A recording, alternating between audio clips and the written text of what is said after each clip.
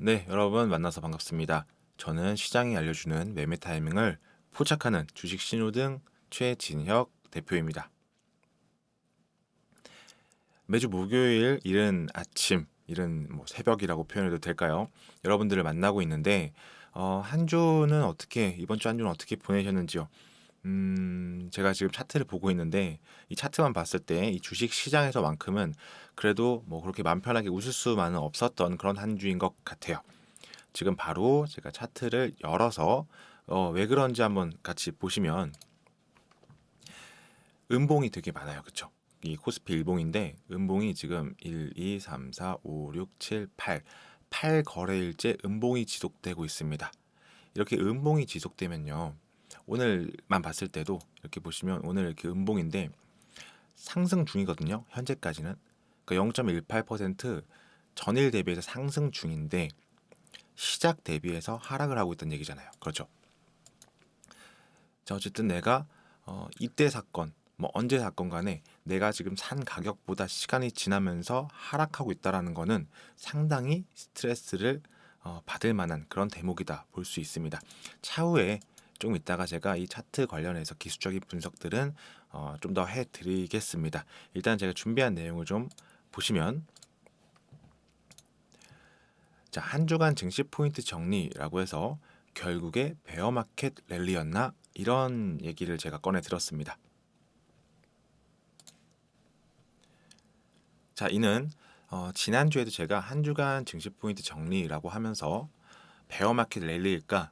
아니면 추세적인 상승으로 돌아섰을까? 이런 얘기를 했습니다. 자, 이 베어마켓 랠리라는 게 이제 무슨 말인지 이렇게 모르시는 분들을 위해서 간단하게 좀 설명해 드리면요. 이 주식시장에서 약세장, 그러니까 하락장이라고 생각하시면 될 것 같아요. 이 하락 추세의 장을 뜻하는 베어마켓과 반등 그리고 회복을 의미하는 랠리가 합쳐져서 베어마켓 시장에서의 랠리, 하락 추세에서의 상승, 이해를 돕기 위해서 차트를 보시면 지금 이제 여기서부터 이 고점 대비해서 지속적으로 하락을 하고 있잖아요. 이렇게 쭉 이렇게 하락을 하고 있는데 그 과정 속에서 자세히 보시면 그 과정 속에서 여기도 굳이 이제 짧게 표현하면은 여기도 있을 수 있고요. 여기도 있을 수 있고 좀 큼직큼직하게 보시면 여기나 여기를 설명해 드릴 수 있을 것 같아요. 보시면은 계속해서 하락의 추세, 그러니까 저점을 계속해서 낮춰가고 고점도 낮춰가는 이 상황에서 어쨌든 상승을 준다는 거죠. 이런 것들, 이것이 이제 베어마켓 랠리다라고 표현하고 있습니다. 만약에 이게 베어마켓 랠리가 아니라 추세적인 상승이 되려면 조금 더 크게 이 지점을 봤을 때 여기서 그대로 이렇게 치고 올라가 줘야죠. 캔들이 이렇게 치고 올라가 주면은 추세를 완전히 돌렸다고 볼 수 있는데 가로선을 그어 보면은 현재 이제 최근의 상승장에서도 지난 고점을 넘지 못하고 하락 중이에요. 여기서 다시 상승을 줄 수 있어요. 주면서 지난 고점을 돌파를 할 수 있고 다시 또 전고점들을 돌파하면서 올라준다면 이게 베어마켓 랠리가 아니라 추세적인 상승이겠구나. 만약에 여기서 올라서 잠깐 조정 주고 상승을 보여준다. 그러면 또 모르는 일인데 지금 현재까지만 봤을 때는 지금 이 고점을 넘지 못하고 하락 추세로 다시 돌아서려는 모습을 보여주고 있다. 이런 차원에서 이 현재의 랠리 볼게요. 지난 9월 말이죠. 9월 말부터 11월 중순까지 이어졌던 상승의 추세의 랠리는 베어마켓 랠리가 아니었을까라는 추측을 하게 되는 겁니다. 사실 지난주까지만 해도 제가 이제 16일 날 방송을 제작을 했으니까요. 16일이 여기입니다. 여기 이 지점.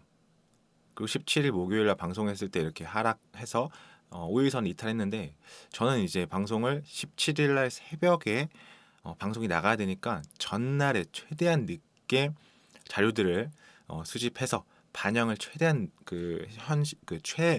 최신의 것들을 모아갖고 여러분들께 전해드리기 위해서 전날 이제 촬영을 하거든요. 여기를 보시면 이때까지만 해도 이게 돌아서 갖고 아래로 떨어질 거라고 예측을 못하기 때문에 할 수 없기 때문에 이게 베어마켓 랠리일까 아니면 추세적인 상승일까 이런 부분에 대한 궁금증이 저 역시도 있었습니다. 자, 여기 최저가 2134포인트죠. 2130포인트 정도에서 이 고점 부분을 올려보면은 대략 한 16% 정도 되거든요. 16%. 근데 통상적으로 베어마켓 랠리가 약 15% 정도 됩니다. 그러면 16% 넘어갔으니까 이거를 베어마켓 랠리로 봐야 되는지 추세적인 상승으로 돌아선 것으로 체크를 해야 되는지 상당히 애매한 포인트가 아닐 수가 없었어요. 지난주에도 제가 이렇게 설명해 드렸고요. 그런데 마침 그 부분을 고점으로 찍고 하락했기 때문에 이러면 제가 이제 여기 베어마켓 랠리라고 얘기를 했고 이번 주 한 주간 증시 포인트 정리해서 결국엔 베어마켓 랠리였나라는 거를 또 포인트로 가지고 온 겁니다. 베어마켓 랠리 조금 더 얘기해 보면 약세장이 지속이 되죠. 지속이 되면서 일부 투자자들이 주가가 충분히 떨어졌다고 판단하여서 주식을 매입하거나 혹은 정부 정책 등과 같은 일시적인 호재, 이건 최근 들어서 인플레이션이 고점을 찍었다라든지 혹은 연준에서 긴축의 어떤 피봇, 더 이상 이제 강력한 긴축을 하지 않고 조금 속도 조절을 하겠다, 이런 부분들의 호재를 얘기하는 건데 사실상 연준에서 직접적으로 연준 의장이 그런 얘기를 한 것은 아니었거든요. 그런데 이제 정부 정책 등과 같은 일시적인 호재로 인해서 이렇게 랠리가 발생을 했습니다. 통상적으로 주식 가격이 이제 계속 하락하는 가운데 일시적으로 주식 가격이 10에서 20% 정도 상승. 저는 이제 이거를 한 15% 정도로 보고 있습니다. 그렇기 때문에 이걸 이제 베어마켓 랠리로 판단하냐 마냐의 기준이 지난주에 상당히 헷갈렸던 거고요. 그런데 이제 지금 이 시점에서 다시 한번 한 주간의 그 차트를 봤을 때 꺾인 게 분명하거든요. 일단은 당장 꺾인 게 분명하기 때문에 현재로서는 베어마켓 랠리로 판단을 하고 주가가 이제 지속적으로 조금 더 하락할 수 있다라는 가능성을 좀 열어두고 여러분들이 대응하셔야 될 것 같고요. 지금 많은 투자자분들이 지난 어떤 그 하락장에서의 V자 반등 이런 것들을 좀 기다리시는 것 같거든요. 근데 그게 발생하기엔 좀 어렵다. 오늘 영상의 주제는 약간 그런 좀 암울한 내용이 되지 않을까 싶습니다. 자, 다시 한번 우리 함께 차트를 확인해 보면서 이 베어마켓 랠리 그리고 추세적인 상승, 하락 이런 부분들을 함께 체크해 보도록 하겠습니다. 자, 다시 한번 차트를 열었고요. 일단은 우리 지수는 방금 확인을 했죠. 우리 지수는 방금 확인을 해서 대략 한 16% 정도 저가 대비 상승을 보였으나 지금 현재로서는 한 12.95%로 하락을 하고 있고요.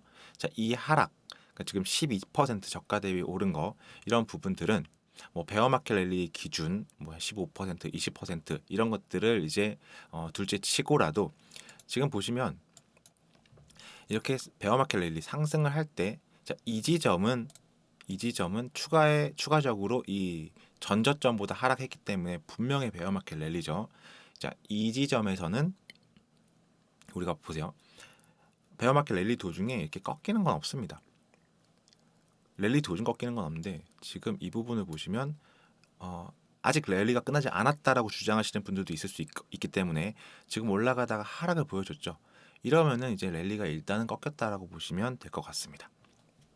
이렇게 보시면 되고 미국 시장도 한번 체크를 같이 해볼게요. 해외 증시, 자 다우존스부터 보도록 하겠습니다. 다우존스 일봉이고요.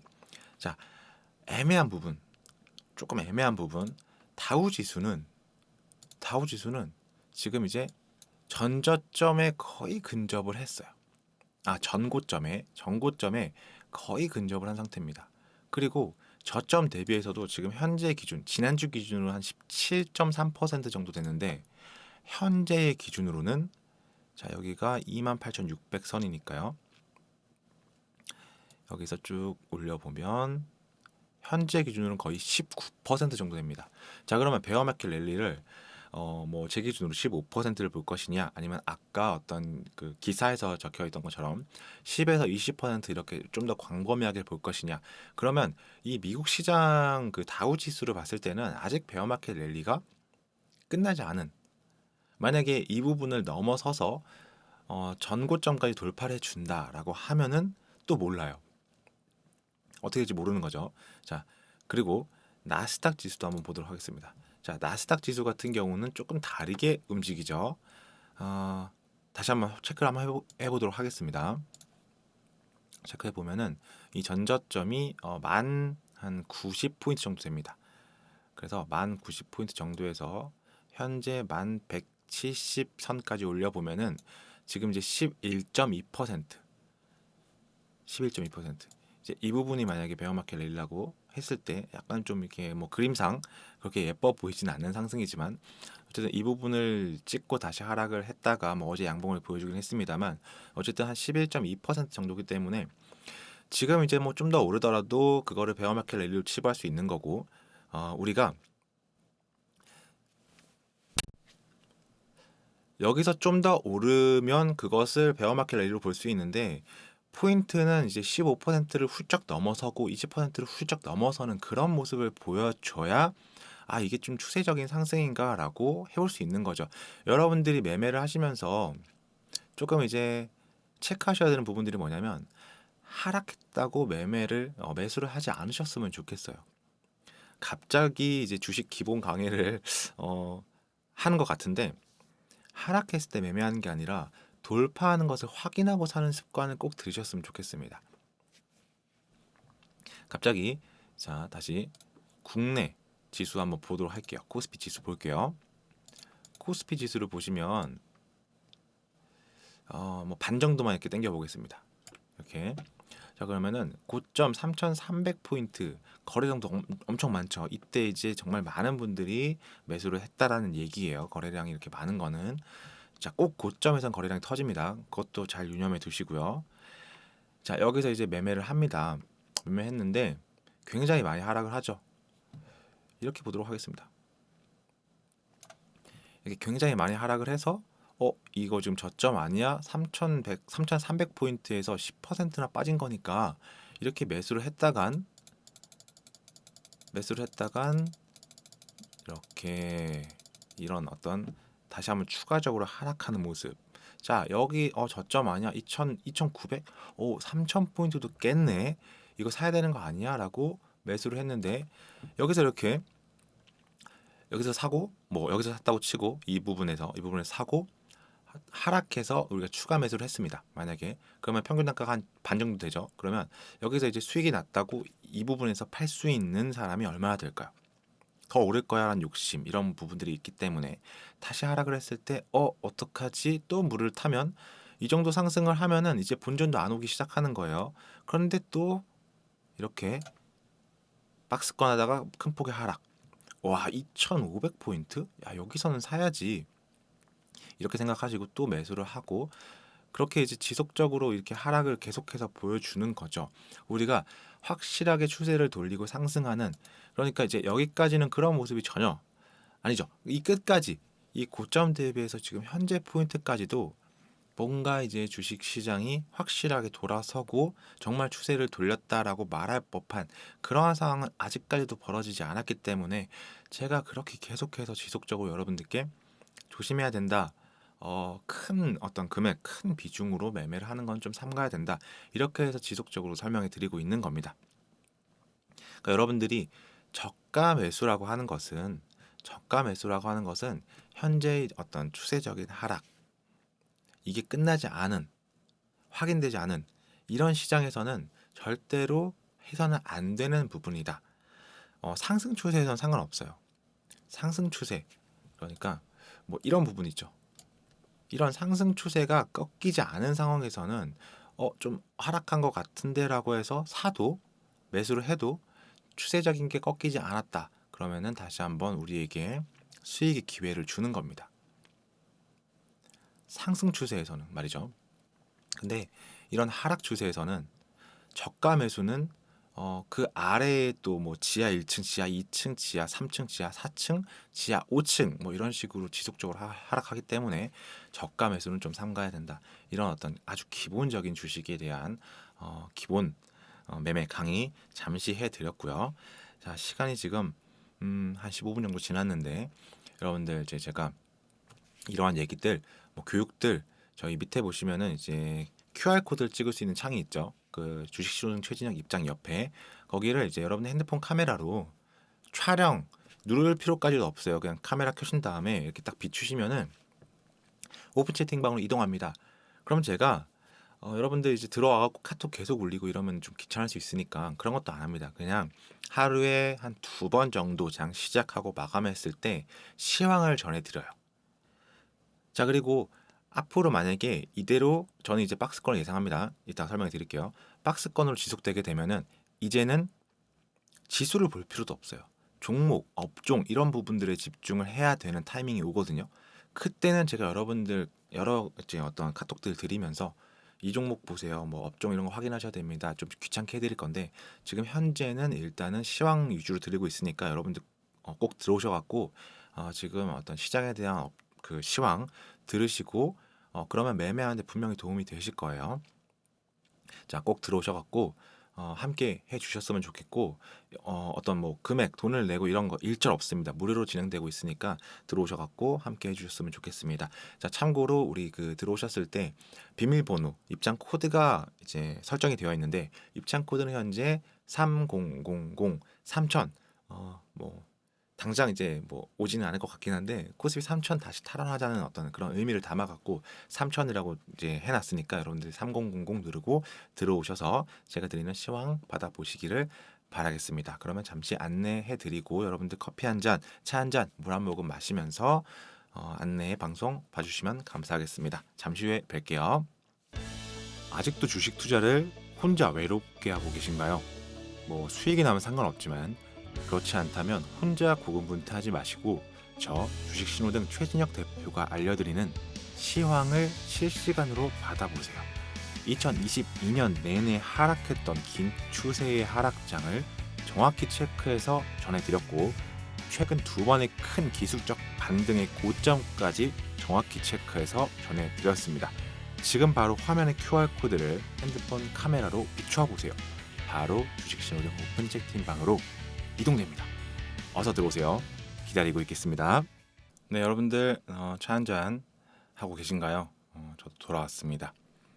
지금까지 뭐 베어마켓 랠리 그리고 코스피 차트 뭐 해외 증시들 차트 확인해 봤고요.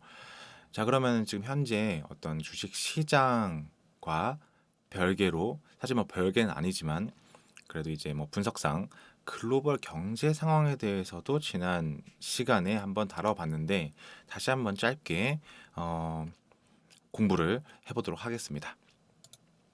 자, 일단 최근에 이 FTX라는 세계 3위 가상자산 거래소의 파산 신청이 있었죠.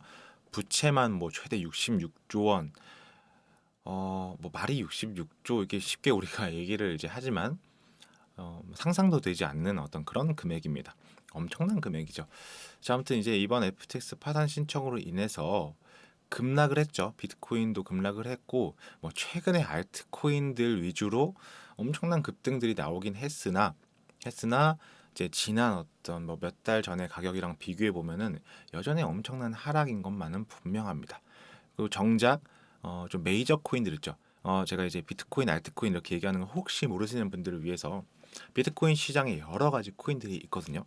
정말 다양한 코인이 있고 비트코인이라는 거는 이제 뭐 굳이 따지면 뭐 삼성전자 아니면은 이제 해외 증시에서 뭐 애플, 마이크로소프트 이런 식으로 시가총액이 큰 어떤 종목이라고 판단을 하셔도 되고 아니면은 그냥 그 시장 자체로 판단하셔도 됩니다. 어떤 지수로 판단하셔도 돼요. 여러분들이. 그러니까 비트코인이라는 게 뭐 코스피 지수다. 아니면은 뭐 나스닥 지수다, 다우 지수다 이런 식으로 판단해도 될 정도로 이 비트코인이라는 그 하나의 어떤 상징성은 굉장히 큽니다. 당연히 시가총액도 가장 높고요. 그 외에 비트코인 말고 다른 코인들을 알트코인이라고 하는데 그 알트코인 중에서도 굉장히 좀 시가총액도 그렇게 크지 않고 그 다음에 정말 뭐 불분명한 그런 코인들 많습니다. 그런 것들이 최근에 좀 많은 상승을 또 보여주기도 했어요. 그런데 재밌는 건 비트코인은 전혀 움직이지 않았다는 겁니다. 비트코인 외에 메이저 코인들 있죠. 뭐 이더리움도 될 수 있고 그 다음에 뭐 도지코인을 뭐 메이저 코인이라고 말씀을 드릴 수 있을지 모르겠으나 어쨌든 간에 굉장히 무겁거든요. 최근에 그 일론 머스크 때문에 도지코인도 굉장히 메이저급 코인이 됐는데 그런 무거운 코인들은 거의 움직임이 없었습니다. 뭐 그렇게 이제 보시면 될 것 같고요. 자, 아무튼 이제 그런 부분에서 이 알트코인들의 상승을 마지막 이 불꽃을 태우는 것이냐, 아니면 비트코인이 이제 저점을 찍고 상승하는데 일단 그 시발점이 되고 있는 것이냐. 저는 이제 상당히 전자로 보고 있긴 합니다. 전자로. 앞으로의 어떤 있을 하락을 이제 준비하는, 하락을 준비한다고 해야 될까요? 어쨌든 간에 이제 종목들 코인들을 갖고 있는 그 거대 어떤 자본가들이 알트코인을 팔아먹기 위해서 상승을 한 것은 아니냐, 상승시킨 것은 아니냐. 왜냐하면 비트코인을 올릴 수는 없으니까요. 뭐 그렇게 보고 있는데, 자, 어쨌든 간에 이러한 어떤 그 알트코인들이 이렇게 막 날뛴다라고 표현할게요. 알트코인들이 이렇게 날뛰는 거는 그렇게 그 코인 시장에서 썩 좋은 움직임은 아니라는 것만 여러분들이 좀 체크해 보시면 될 것 같습니다. 그래서 어쨌든 이런 FTX 파산으로 거래소가 부도가 나고 가격이 급락을 했죠, 이미. 그런 전망들이 나오고 있는데, 이게 이제 포인트는 더 나아가서 기존의 금융 시장에 어떤 영향을 미치느냐, 이런 부분들입니다. 뭐 지금 당장 증시를 봤을 때 이 FTX 코인 쪽에 그 파산 신청한 부분들이 증시에 영향을 뭐 크게 미쳤다라고 현재까지 보기는 좀 어려울 것 같아요. 뭐 마침 지금 이제 코스피가 고점에서 그 대비해서 하락을 하고 있는데, 이게 뭐 FTX 발이다라고 말하기는 조금 애매한 상황이긴 합니다. 자, 어쨌든 이 FTX 관련해서 큰 이슈가 하나 있었고요.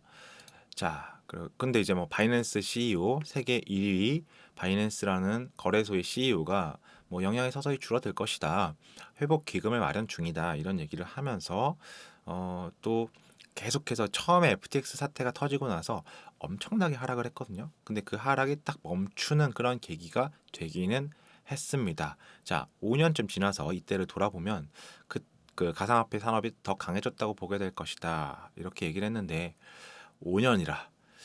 예, 이 5년 지나갖고 비트코인이 뭐 지금 현재 2천만 원 초반인데 뭐 3천이 되고 4천이 되고 뭐 1억이 되고 뭐 할 수 있겠죠. 어떻게 될지 아무도 모르는 거니까요.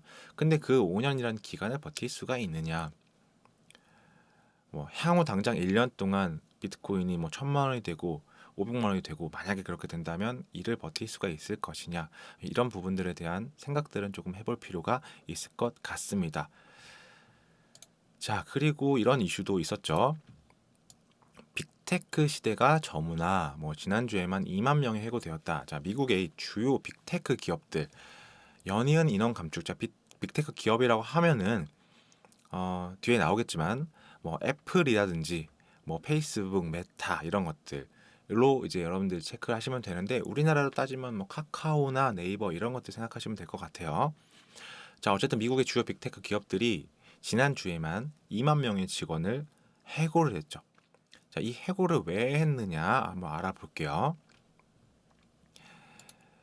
자, 일단 저금리 기조가 이어져 왔죠. 10년 동안 금리가 굉장히 낮아갖고 돈을 빌리고 하는 게 굉장히 쉬웠어요. 굉장히 쉬웠습니다.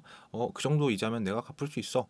이렇게. 근데 현재는 많이 달라졌죠. 이자가 너무 높아져서 내가 이거를 경기도 안 좋은데 그 회사 입장에서, 기업 입장에서 이거를 이제 수익을 내서 이 이자까지 갚고 할 수 있을까? 이러다 보니까 설비 투자 이런 것들도 계속 좀 이제 줄어들게 되고, 그래서 좀 속내를 보면은 벤처 투자자들이 신생 테크 기업의 실적과 상관없이 그냥 바로 뭐 투자를 결정한 거예요. 특히나 코로나19 사태 이후에 비대면 특수를 등에 업은 테크 기업들이 몸집을 엄청 키웠죠. 그래서 그러한 기술주의 주가가 급등했습니다. 나스닥이 엄청나게 급등을 했고 네이버, 카카오 등도 엄청나게 급등을 했죠. 그런데 최근에 이제 미국 연준이 인플레이션 때문에 금리를 인상을 막 했어요. 그러면 벤처 캐피털들의 투자가 어떻게 되겠습니까? 이제 이 벤처 캐피털들도 투자를 할 때 모두 다 본인들의 돈으로 하지는 않을 거란 말이죠. 주권 대출을 받고 그 돈들을 어디서 이제 당겨 갖고 투자를 할 텐데 그게 안 되는 거예요. 금리가 너무 올라가니까 그게 안 돼요. 그러다 보니까 이제 빅테크 기업들 입장에서는 수익성을 향상해야 되니까 비용을 절감해 버리는 겁니다. 이 방법이 감원이에요. 굉장히 단순하지만 최고의 방법이라고 얘기해도 될까 싶은데, 자 어쨌든 투자가 없어지니까 감원을 하고 있다, 이렇게 그냥 간단하게 우리가 이해를 하고 넘어가도록 하겠습니다. 아마존 같은 경우에는 이제 우리가 이제 뭐 한국에는 뭐 옥션이 있습니까? 아니면 뭐 네이버 뭐 페이 이렇게 해갖고 그 카카오페이 이래갖고 이제 쇼핑몰에서 그 뭐 사는데, 미국에는 아마존이 있죠. 이 아마존에서 임직원을 10,000명이나 해고한다고 합니다. 근데 재밌는 거는 앞으로 뭐 블랙 프라이데이라든지 아니면 크리스마스 특수가 있는데 그걸 앞두고 해고를 했어요. 이것이 의미하는 바가 상당히 크다고 여러분들이 좀 파악하셔야 되지 않을까요? 자, 역대 최대의 감축을, 그런 것들을 앞두고, 최대의 쇼핑 대목을 앞두고 했다. 자, 내용을 보셔도 세계 경기 침체 우려에 글로벌 기업들이 인력 구조 조정에 나서고 있습니다. 세계 최대 이커머스 기업 아마존, 자, 쇼핑 대목인 크리스마스 연말 앞두고 10,000명을 해고를 할 계획이고요. 4분기가 이제 아마존이 가장 바쁜 시기인데 인력 채용을 중단한 거는 벌써 했고요. 지난 3일에 정리해고까지 나선 것은 실적 부진이 계속해서 이어지고 있어서입니다. 그리고 메타, 애플에 관한 얘기도 전해드렸는데 일단 뭐 메타만 보셔도 직원을 11,000명 대량 해고를 했죠. 그 CEO 저커버그는 과잉 고용이 내 책임이다. 뭐 저커버그라고 해서 이 경기 침체가 오고 인플레이션이 오고 이런 것들은 뭐 예측했겠습니까? 뭐 코로나로 시작된 어떤 그 뭐 통화가 막 풀리고 이런 것들을 뭐 예상을 할 수 없죠. 자 어쨌든 간에 이 저커버그가 거의 학살 수준의 정리해고를 발표를 했습니다. 18년 역사상 처음이고요. 그 다음에 미 빅테크 기업을 통틀어서도 올해 최대 규모의 감축으로 평가되고 있습니다. 트위터도 마찬가지죠. 일론 머스크가 트위터를 인수를 하고 나서 바로 전체 직원 가운데 한 50%가량을 해고했습니다. 뭐 블룸버그 관계자들이 머스크가 트위터 인수에 이제 440억 달러 65조를 들이면서 수익성의 개선이 필요해지니까 이번 비용 절감을 위해 해고를 단행하기로 했다고 전했는데, 참 아이러니하죠. 인수를 해갖고 돈을 벌려고 인수를 하긴 했는데 수익성 개선이 필요하다고 해고를 한다. 네, 굉장히 아이러니한 상황이 아닐 수가 없습니다. 자, 어쨌든 트위터, 일론 머스크도 피해갈 수가 없고요. 자, 이러한 부분들을 보니까 미 연준의 이사는 인플레 억제가 갈 길이 멀고 또 멀다라고 얘기를 했습니다. 최근에 10월 소비자 물가지수 CPI 상승률이 둔화세를 보였죠. 이 둔화세를 보이면서 증시도 좀 상승을 보여줬는데 굉장히 큰 상승 보였죠. 최근에 뭐 7% 오른 그거 있죠. 나스닥 7%. 그런 이제 보여줬음에도 불구하고 미 연방준비제도 연준의 이사 크리스토퍼 월러는 아직 갈 길이 멀고 멀다라고 밝혔습니다. 마침내 인플레이션이 내려오고 있다는 증거가 나타난 것은 좋은 소식이라면서도 실제로 브레이크를 밟을 것인지 고려하기 전에 계속해서 물가가 내려가고 있다는 지속적인 증거가 필요하다. 물가는 아마 지속적으로 좀 하락을 이제는 좀 하지 않을까 싶어요. 포인트는 사실 넘어갔습니다. 뭘로? 경기 침체로 좀 넘어갔다고 보시면 될 것 같아요. 그래서 최근에 뭐 CPI라든지 아니면은 뭐 다른 어떤 발표된 지수들이 하락을 보여줬어요. 좋은 지수 어떤 그 지표들이 발표됐음에도 그렇게 크게 뭔가 우리 지수라든지 아니면은 해외 지수들이 큰 상승을 보여주지 못하는 부분들은 이미 그런 부분들이 선반영이 됐고 또 됐다라고 보시면 좋을 것 같고, 이제 그 포인트들이 넘어갔습니다. 뭘로? 경기 침체로. 자, 이 경기 침체로 넘어간 부분에서 주가가 어떻게 될지 우리가 어느 정도 좀 대응을 예상을 하고 좀 대응을 해야 될 것 같아요. 그런 부분들도 좀 설명을 해드릴게요. 자, 그리고 뭐 이런 얘기했죠. 12월엔 0.5포인트 인상이 유력하다. 이렇게 이제 얘기를 하면은 좋아. 그러면은 금리 인상 속도 조절을 하는구나. 어 그러면 이제 증시가 오르는 거 아니야? 예, 상당히 뒷북이죠. 이미 반영이 됐다라고 보시면 돼요. 자, 그래서 어 11월 어쨌든 FOMC 정례 회의 직후에서 향후 0.5% 인상으로 금리 속도를 뭐 낮추는 것을 염두에 뒀다라고 밝혔는데, 이 얘기는 예, 지속적으로 나왔고 또 거의 기정사실화되어 있는 좀 지난 얘기라고 보셔도 될 것 같습니다. 근데 이러다가 만약에 12월에 0.75가 나온다, 이러면 또 문제가 생길 수 있는데, 지금 현재로서는 뭐 11월 그 CPI도 뭐 비슷하거나 낮아질 것으로 대부분 예측을 하고 있고, 그렇게 나올 거라고 뭐 좀 기정사실화 되어 있고, 그래서 12월에 FOMC 회의 역시 뭐 0.5% 정도. 그런데 만약에 이거를 이제 0.25 정도까지 낮춰 버린다, 그러면 또 시장에 어느 정도의 좀 좋은 그 영향이 있을 것 같으나, 일단은 거의 뭐 오픈북 수준으로 정해졌습니다. 정해진 상태로 보시면 될 것 같아요. 0.5%를 인상할 것이다. 그런데 이걸 두고 금리 인상 속도를 조절하네라고 하면서 뭐 그거를 보고 들어가시고 매수를 하시고 이런 분들은 좀 없으셨으면 좋겠습니다. 자, 연준 부의장님이 금리 인상 속도가 곧 느려질 것이다. 계속해서 드리고 있는 어떤 사실 기정사실화된 얘기들이고요. 더 할 일이 있다가 뒤에 덧붙었죠. 자, 미국 연방준비제도 연준의 2인자입니다. 아까는 연준의 이사님이었다면, 이번에는 2인자 부의장 레이얼 브레이너드 부의장은 금리 인상 속도가 느려질 것이라고 예고를 했습니다. 다들 이렇게 얘기하고 있어요. 다만 할 일이 남았다. 인상 속도의 조절이 곧 포기하는 것은 아니라고 단서를 달았죠. 자, 어쨌든 이 느린 속도로 금리 인상을 계속해서 해 나갈 것이고, 이것이 의미하는 바는 내년에 아마 최종 금리의 어떤 이 상단이 굉장히 중요해질 것 같은데요. 사실 이것도 어느 정도 예상이 되어 있기는 합니다.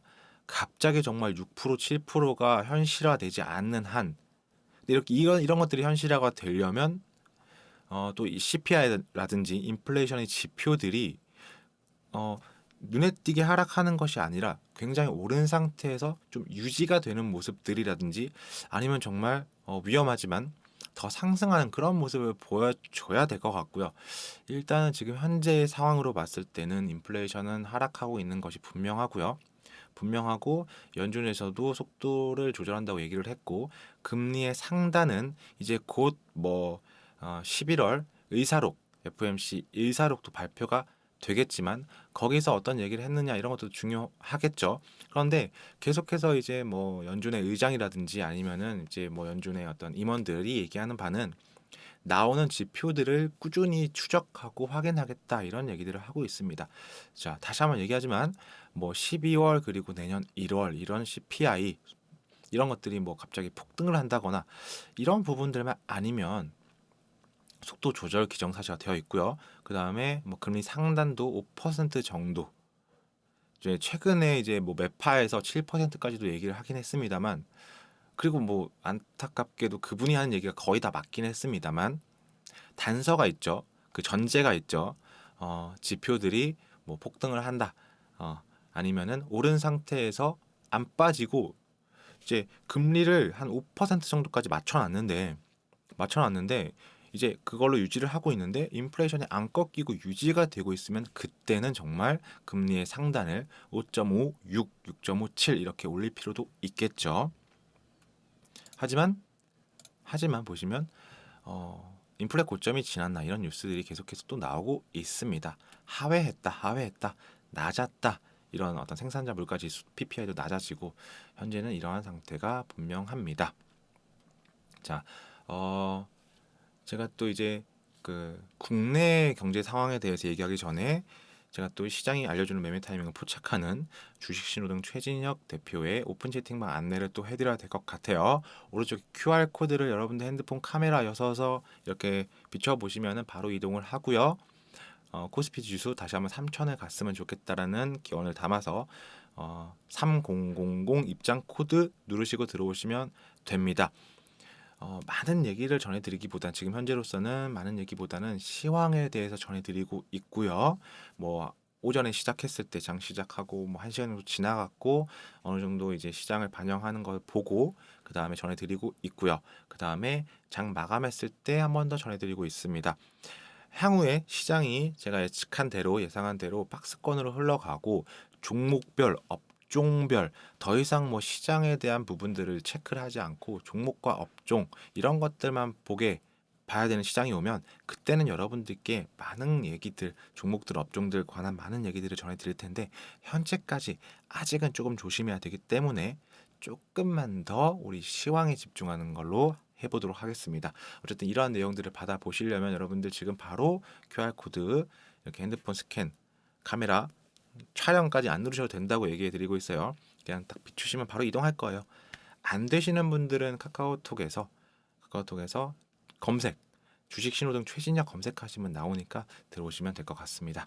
자 일단은 여기까지 잠깐 하고 잠시 쉬었다가 또 마무리 우리 국내 경제 상황에 대해서 얘기해 드리도록 할게요. 아직도 주식 투자를 혼자 외롭게 하고 계신가요? 뭐 수익이 나면 상관없지만 그렇지 않다면 혼자 고군분투하지 마시고 저 주식 신호등 최진혁 대표가 알려드리는 시황을 실시간으로 받아보세요. 2022년 내내 하락했던 긴 추세의 하락장을 정확히 체크해서 전해드렸고 최근 두 번의 큰 기술적 반등의 고점까지 정확히 체크해서 전해드렸습니다. 지금 바로 화면의 QR코드를 핸드폰 카메라로 비추어 보세요. 바로 주식신호등 오픈 채팅 방으로 이동됩니다.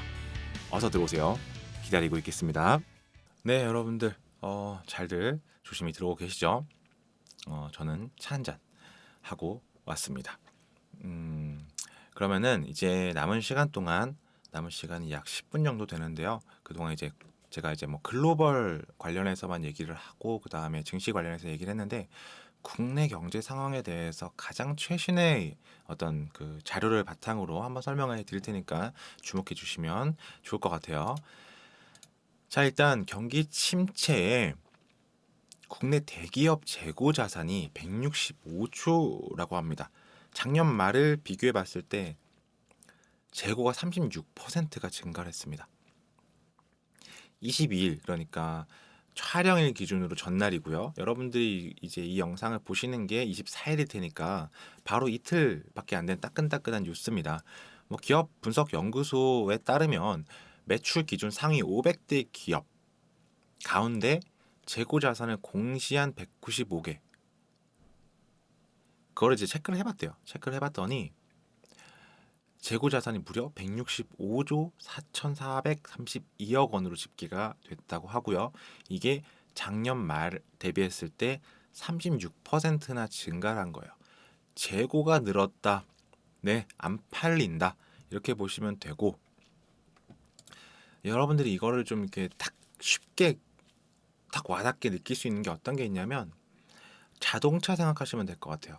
최근까지만 해도 자동차 뭐 반도체 수급이 뭐 부족하다 어쩌다 해서 중고차 가격이 오히려 더 비싼 현상이 있었어요. 아직까지도 어떤 그 몇몇 차종은 그래요. 몇몇 차종은 그런데 최근에 이제 뭐 아이오닉 6라든지 캐스퍼 이런 어떤 인기 차종이 있거든요. 근데 이제 캐스퍼 같은 경우에는 지금 1,000대가 넘는 재고차가 있다고 합니다. 재고차가 그렇게 많다고 하고요. 그 다음에 아이오닉 6 같은 경우에는 지금 나온 지 얼마 안 된 차죠. 근데 처음에 출시가 됐을 때 어떤 얘기가 있었냐면 그 계약을 하면 뭐 1년 넘게 기다려야 된다. 1년 넘게 기다려야 차를 받을 수 있다라고 하는데 생각보다 차가 너무 빨리 나오는 거예요. 너무 빨리 나오고 또 계약을 하고 정말 최종적으로 내가 살려고 했더니 금리가 너무 높아요. 이제 차량의 어떤 그 금리가 고정금리로 진행이 되잖아요. 고정금리로 진행이 돼서 뭐 2년이면 2년, 3년이면 3년, 뭐 길게 해서 5년이면 5년, 뭐 60개월 할부도 하고 하는데 그 기간 동안의 할부 이자가 보통 이제 신차를 사면은 2%대였는데 이게 지금 6%대로 올랐습니다.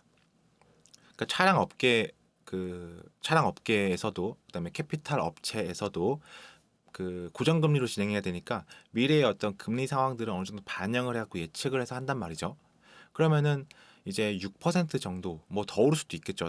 내년이 되면은 그 고정금리가 이제 예측을 하게 되니까 기준금리가 상단이 계속해서 올라가면은 조금 더 올라갈 수도 있을 것 같아요. 이런 상황에서 신차를 계약했다가 금리가 너무 올라가니까 무더기로 뭐 계약 취소를 하고 이런 현상들도 벌어지고 있고, 그러니까 이게 딱 재고가 늘었다라고 하는 것을 여러분들이 좀 피부로 느낄 수 있는 가장 간단한 예인 것 같습니다. 네, 저만 해도 그 유명 차량 브랜드에서 메시지가 와요. 과거에는 뭐 이렇게 계약을 걸어 놓으면은 뭐 1년이 걸리고 2년이 걸리고 이러한 차량 브랜드들도 최근에는 바로 출고 가능하다고 메시지가 상당히 많이 옵니다. 근데 거기에 이런 얘기가 써 있어요. 차량 어떤 그 파이낸스를 사용하는 조건이다. 그러니까 이자를 얼마나 많이 받으려고 그러는지 모르겠습니다만 어쨌든 간에 웃돈을 얹어서 중고차 시장에서 사야 했던 그런 차들도 지금 현재 신차가 재고가 있다라는 것은 경기 침체의 국내 대기업의 재고들이, 그리고 글로벌 어떤 재고들이 늘고 있다라는 것을 반영하는 것이다라고 보시면 될 것 같아요. 자, 이게 이 재고 자산 규모가 2010년부터 이 업체에서 2010년부터 이 기업 분석 연구소에서 통계를 냈는데요. 역대 최대 규모라고 합니다. 2010년 이후에. 자, 중요한 내용이 여기 있습니다. 상품보다 제품이나 반제품의 재고 증가세가 가팔랐다고 해요. 이는 수출이 줄어드는 것을 방증한다. 자, 이 얘기가 뭐냐면 상품은 기업이 수입 등을 통해서 다른 회사로부터 구매해서 가지고 있는 물품. 자, 예를 들어서 국내 어떤 수입사에서 외국의 회사들의 제품들을 수입해 와서 이것을 파는 것을 상품이라고 하고요. 그 다음에 제품 같은 경우에는 뭐 예를 들어서 삼성의 핸드폰이라든지 LG의 가전이라든지 뭐 기아 현대 차량이라든지 이런 것들은 기업이 생산한 완성품이라고 보시면 될 것 같아요. 제품은. 그다음에 반제품은 말 그대로 추가 가공이 필요한 중간 생산품.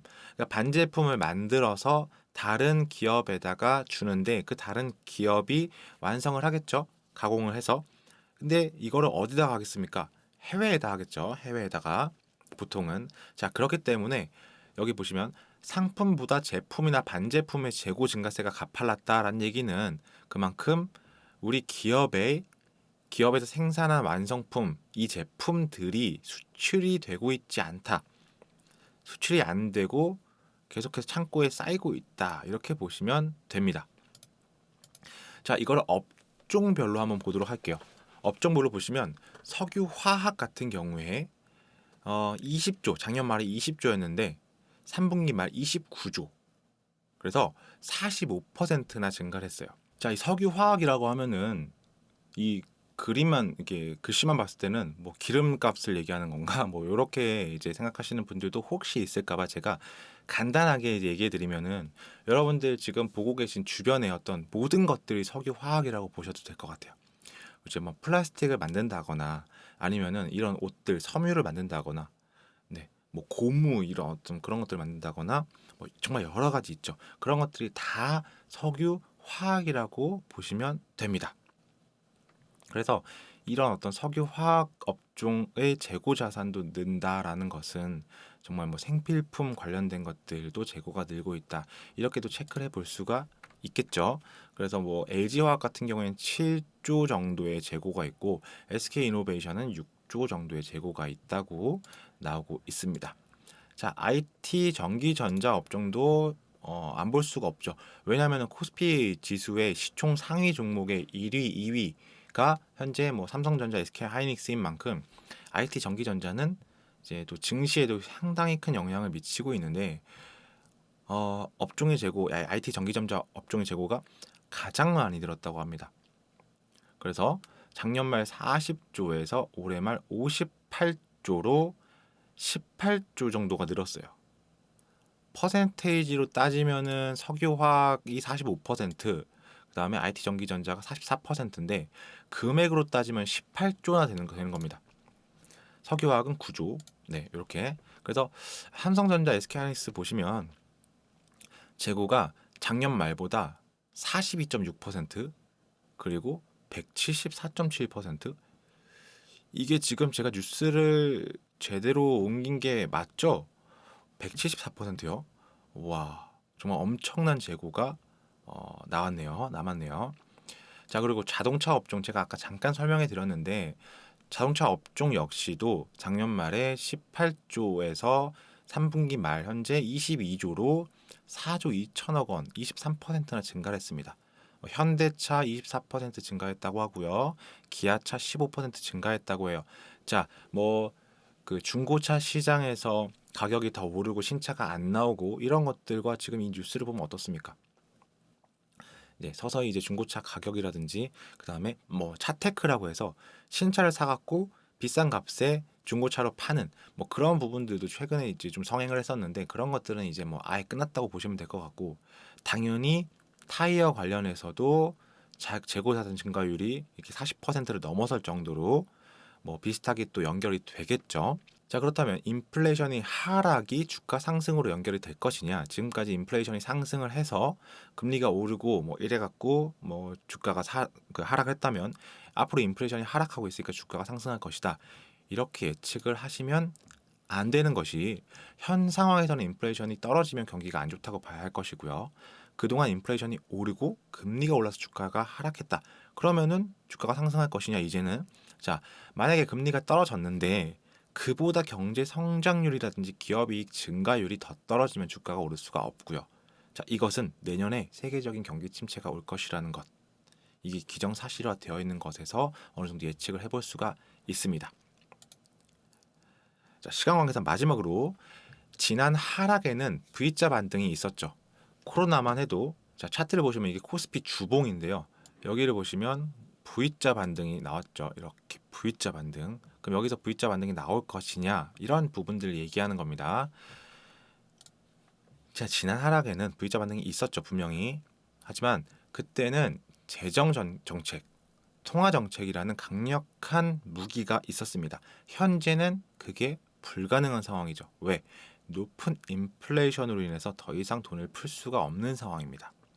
그렇기 때문에 V자 반등이 어렵다. 그런데 만약에 뭐 경기 침체가 오고 이것들이 선반영이 되었고 뭐 금리 인상이 더 이상 뭐 하지 않고 그런데 상승은 이제 뭐 하지 못한다. 현재 인플레이션 때문에 뭐 여러 가지 이런 것들을 종합해 봤을 때 앞으로 그러면 주식시장이 어떻게 될 것이냐?